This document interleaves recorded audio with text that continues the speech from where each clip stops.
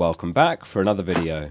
In this series we look at the top players with predicted points to make your transfer plans and captaincy easier.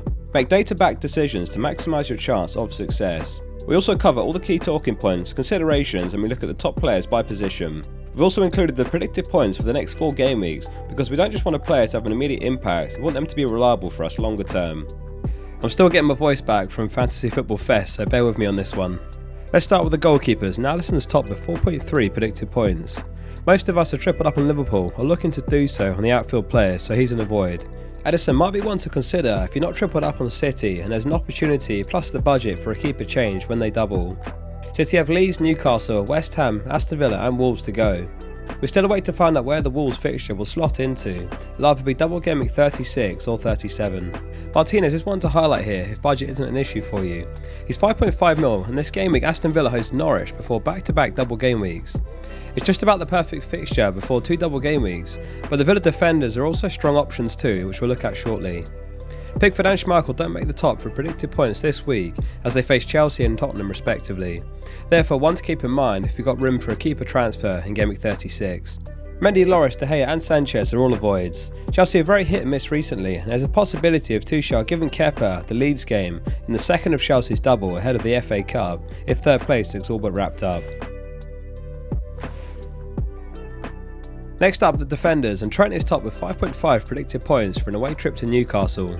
He continues to put up excellent numbers and over the last 6 matches he's top among all defenders for expected goal involvement. We've been saying for some time on the series that Trent and Robertson double up looks viable for the rest of the season, and it was Robertson who came up with the haul in Gameweek 34, scoring 15 points. His first double-digit haul of the season came back in Gameweek 13, and since then he's top among defenders for big chance involvement, and only Trent is ahead of him for expected goal involvement. He's second this game with 4.9 predicted points. Man City travel to Leeds and Cancelo's in third with 4.7 predicted points. He looks a lock to start the next one after missing Man City's Champions League game against Real Madrid through suspension. He remains a very strong option for the remainder of the season. Cash looks an excellent pickup for this game week for 5.2 mil for that Norwich fixture ahead of back-to-back doubles.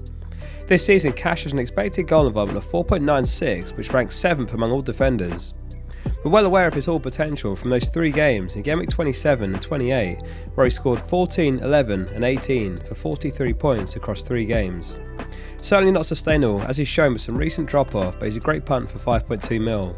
If you can't afford him then Young's also an option for 4.7 mil.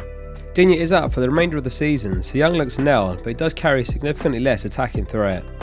Mings sits somewhere in between at 5 mil with a goal and 4 assists this season. The caveat with Villa is that their Gameweek 38 fixture is away at Man City and one you'll need to rotate someone off your bench for. Alonso has come back into our thinking after some strong form as of late. He scored in Gameweek 32 against Southampton and assisted Pulisic's winner in their first Gameweek 34 match against West Ham.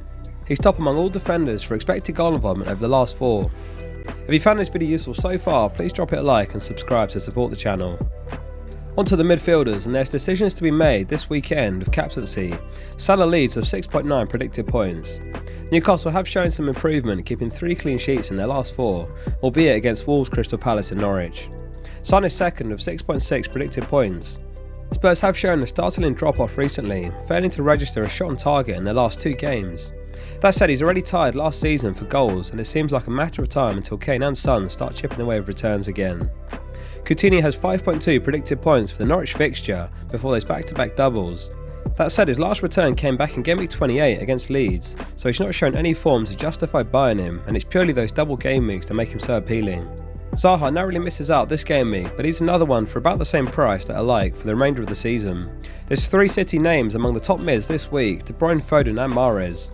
Foden and Mahrez were both benched last game, and Jesus' 24-pointer underlines how difficult it can be to nail the right City pick. Fernandes narrowly makes it at 4.6 predicted points, and you could just about justify giving him another game week before selling a 36 when other teams double, unless you're missing Salah in your team. Man United are expected to be the only team to blank in Gameweek 37 once Liverpool and Southampton's fixture gets confirmed.